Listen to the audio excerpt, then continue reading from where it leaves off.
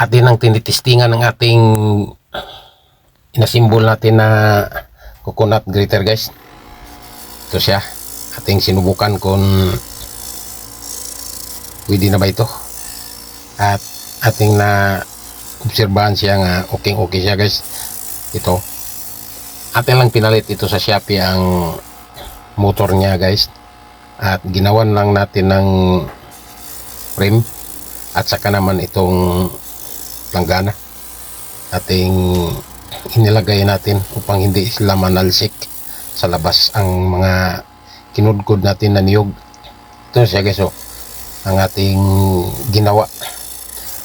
Tandaan lang tayo, guys, hindi pa tayo kabisado sa paggamit nito, baka lamang masugatan tayo, kaya dandan lang tayo muna sa paggawa nito.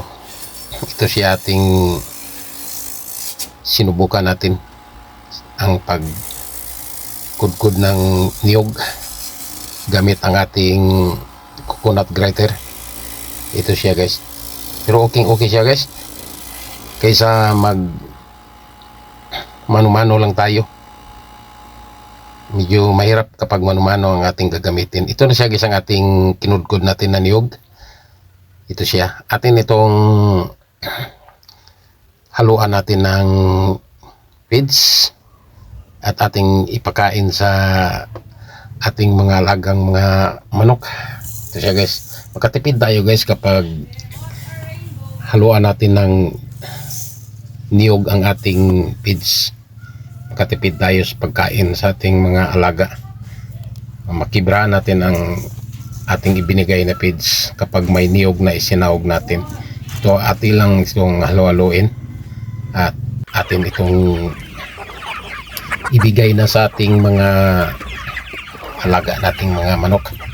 Ito na sila, guys, handa na silang tumutuka at kumakain sa ating hinalo na niyog at saka naman feeds.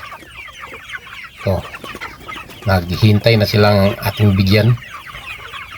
Ito sila, at atin na silang bigyan, guys. Ito sila, ating nang binigyan sila ng kanilang makakain. Ito ang ating mga alagang manok natin, guys. Ating sinawgan ng niyog ang ating pagkain sa kanila.